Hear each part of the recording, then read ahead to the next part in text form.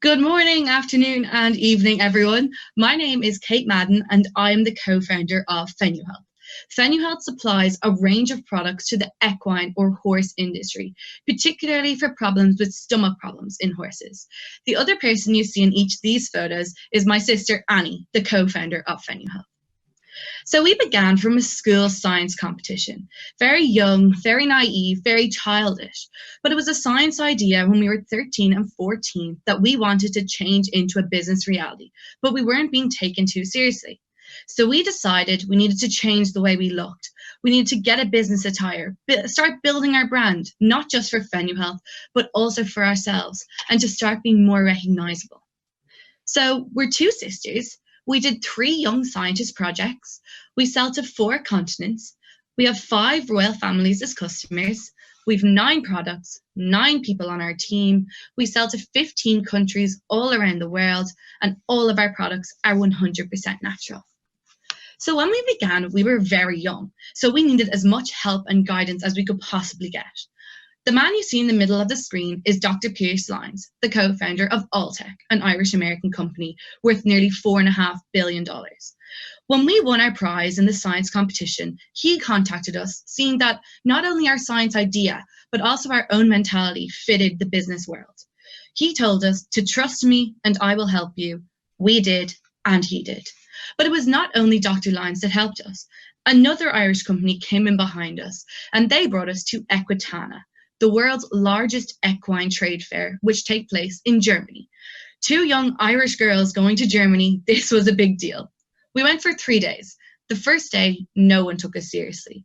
The second day, people were wondering why we were still hanging around. And the third day, people were queuing up to hear about our idea. There's lots of different logos on this screen, and that's because they are really only all on the other side of the phone. I mentioned we have 9 products. Our main product is FenuSave for stomach problems in horses. It's a very simple problem, so we decided to make a simple solution. 70% of horses have stomach problems.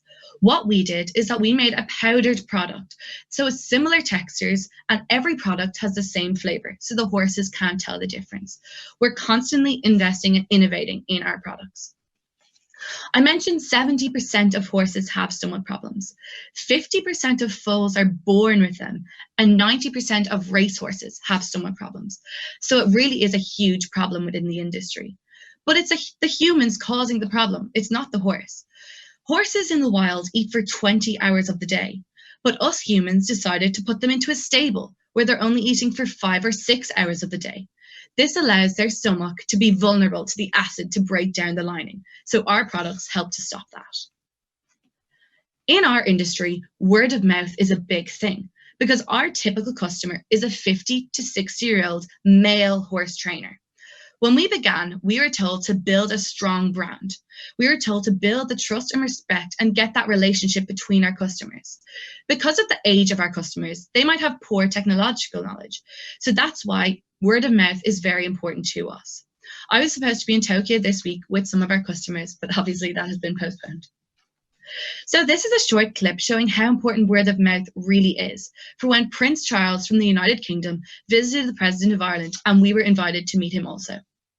Prince Charles and the Duchess were over in Ireland just a few months ago, and he pointed over and he said, "Girls," introduced us, told everybody who we were. He knew our story. And when he was leaving the room, he said, "I made a phone call for you. I phoned the Aga Khan." And the Aga Khan is one of the largest owners of racehorses in the world. So I'm a student and I'm an entrepreneur. I'm studying food marketing and entrepreneurship because I've always been naturally curious for science and business and didn't want to choose one. But one thing I've learned from being a studentpreneur is how vital time management is for traveling, for being able to have meetings and customers. And even for when we were meant to be in South Africa, I had rearranged to do 2 of my exams externally while there. When we began, people always tried to make our disadvantages known to us, whereas we made them our advantages.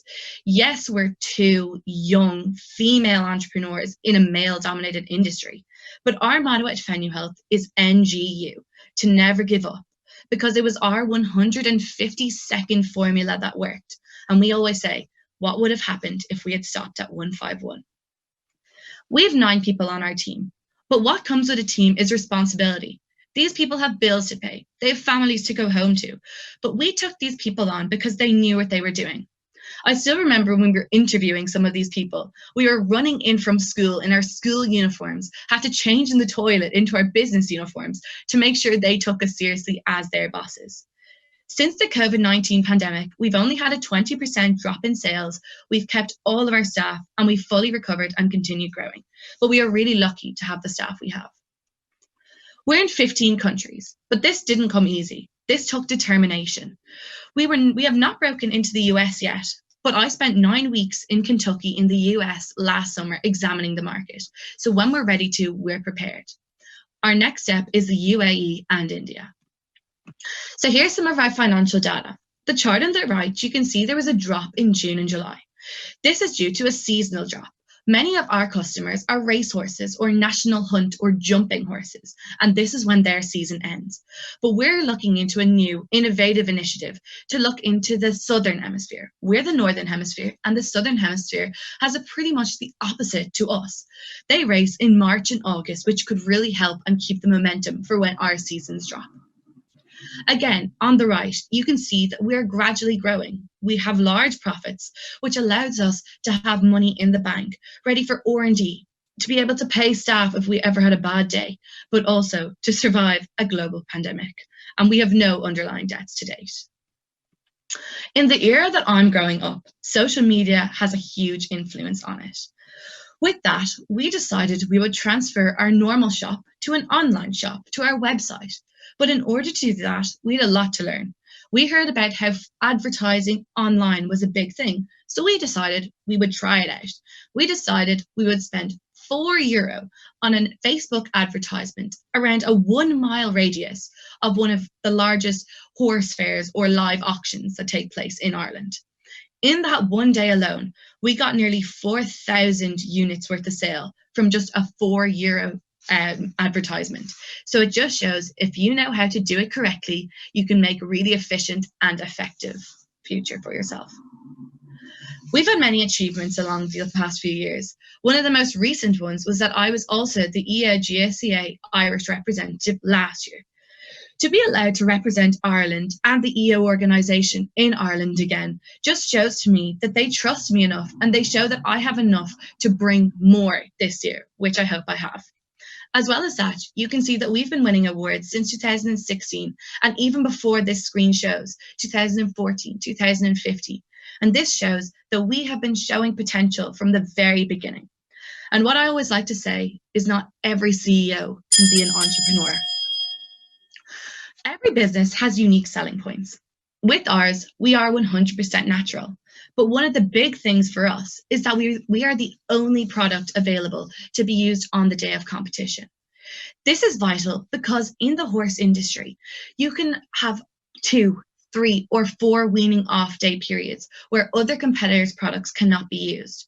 But with us, they can be used on the day of competition as it only takes stomach problems 48 hours to come back, so you can avoid the problem forever. Our vision for growth is more like a vision for compassion. Yes, we're in 15 countries now, and we want to be in 150, and we will be in 150. The UAE and India are next. But also, I went to Kolkata in 2017 in India, and I noticed how some of the poorest children over there cannot get education. So since then, we've been sponsoring education for 100 children since. And as well as that, we are working on the Indian Workhorse project. The Indian workhorse works hard for its family's income, and many times when an Indian workhorse dies, it can also lead to a family's income dying. Finally, in January of this year, my sister Annie and I launched our new initiative of the Irish, British and Junior Chamber of Commerce.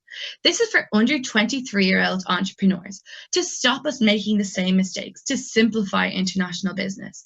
And it's also allowing us to have contacts of people of our own age on the homelands.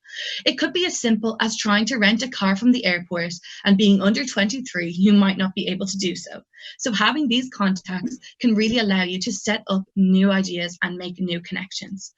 Also, Ireland is in the EU, Britain is in the Commonwealth, and America is when we're all ready to conquer the world. Thank you.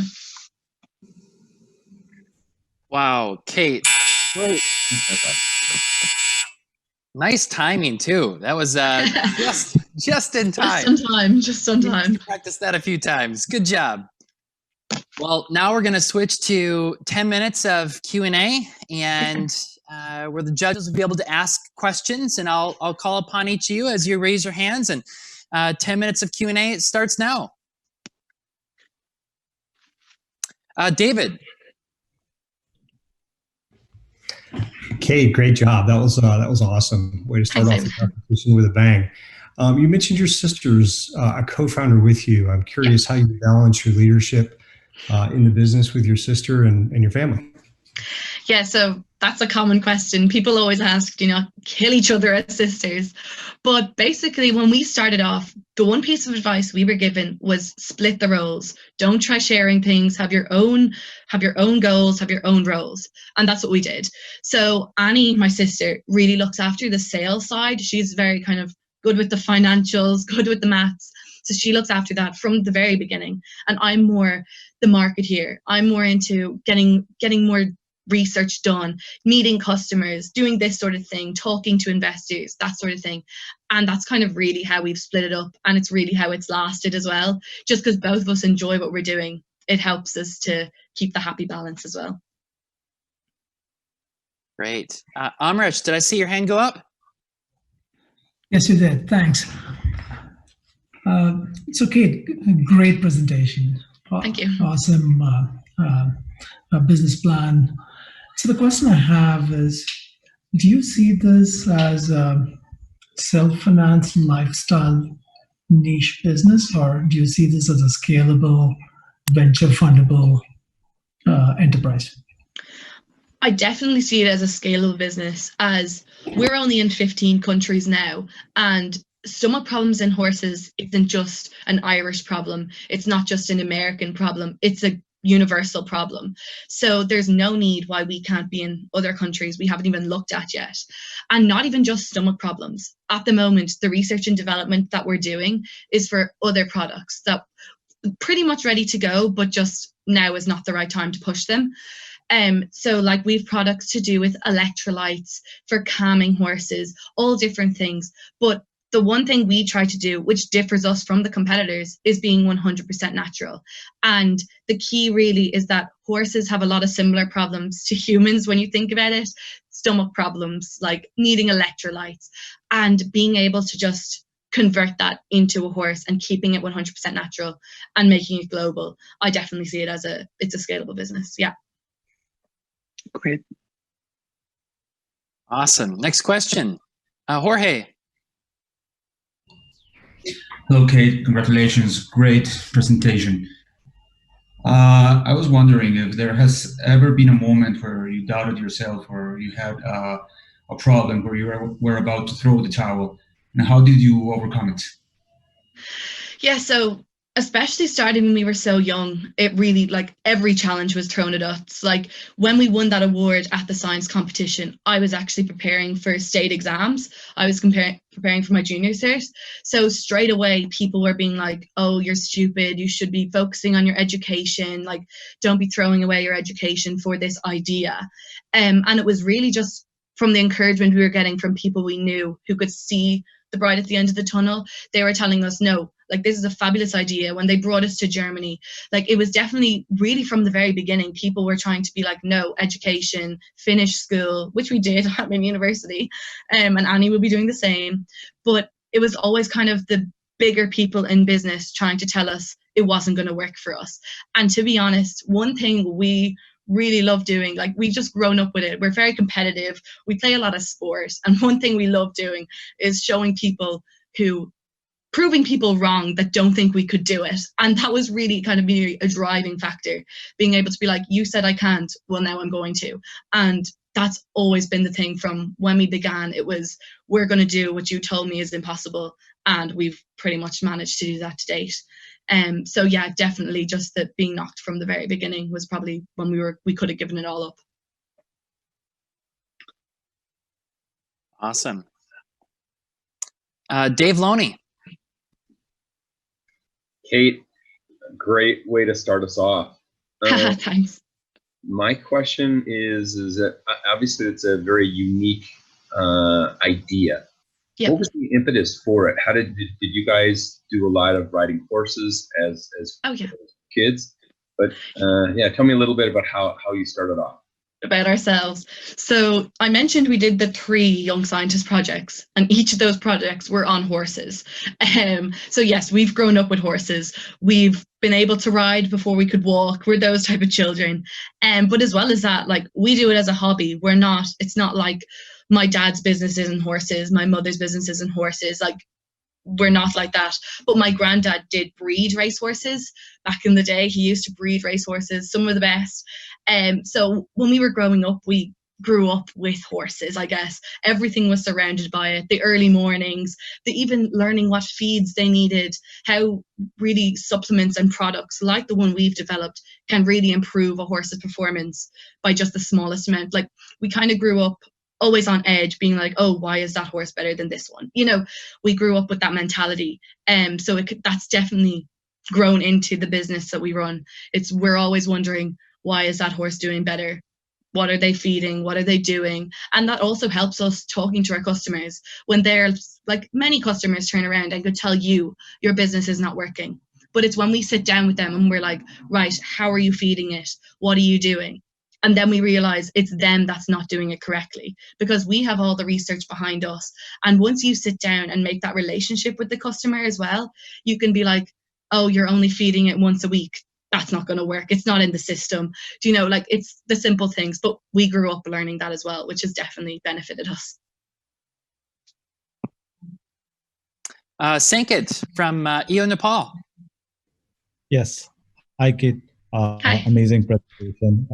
Very exciting. Thank you. For GSEA competition. You seem to have traveled much of the world by now, even at an early age. And you have also, having an amazing business, you've also started your CSR wing. And you started off with Calcutta as the first city where you went into education. So what inspired you, and why not any other city or region? Why did you choose India for that matter? And what led you to already get into the CSR sides of things when you're already No, yeah. So I mentioned I went to Calcutta in 2017. I went during the school year. I just went for 3 weeks. And I was just always curious. I'd always heard of people going over there and being inspired, like eye-opening, just seeing how poverty and wealth can be so different over there. And that's exactly what I noticed when I went there. But one of the things was that I was spending time with school children, because I go to a school called Loreto in Dublin. I went to my secondary school, and it's run by Loreto nuns, but there's a lot of Loreto schools in Kolkata as well. So when I went over, my aim was to meet these Loreto schools. And one thing these Loreto schools in Kolkata do, which really sparked my interest in the whole area, was they have these things called rainbow rooms. And their rainbow room is basically the top floor of these schools is converted into kind of a boarding school.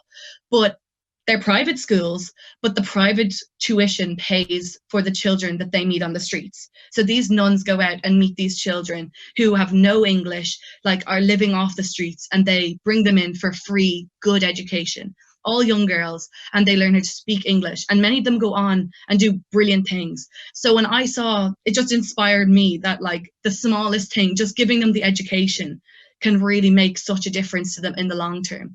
And even when we were there, we were like the Indian Workforce Project as well. I spent many days out in the brick fields, you know, where the families live off making bricks. And you can just see how these horses are so valuable to them, and they're so malnourished that it just because they can't afford it. So what we're trying to do is make more research, get more research into how we can help these horses. All right. Thank you. Jason from EO Hong Kong. Hey, Kate. Hey. I was just wondering, what is the mindset that you came into this competition, and how do you see yourself in 5 years' time? So wait, 40 seconds. So the mindset I came into the competition was purely, I entered it last year, and I entered it last year because I got to go to Macau and meet all these people from all over the world. I just find it insane how you can meet so many people with the same mindset, but everyone's different from all over the world. That was really what this competition stood out to me compared to others. And also for 5 years' time, I'm finishing my degree. I have 2 years left. And really, it's to continue growing, get these new products out, get into these new countries, and really conquer the UAE and India. Sorry, I was looking at the time. Good timing again. Yeah, I was like, Kate, thank you. Great job. Really impressed with your presentation. We got all the virtual applause going.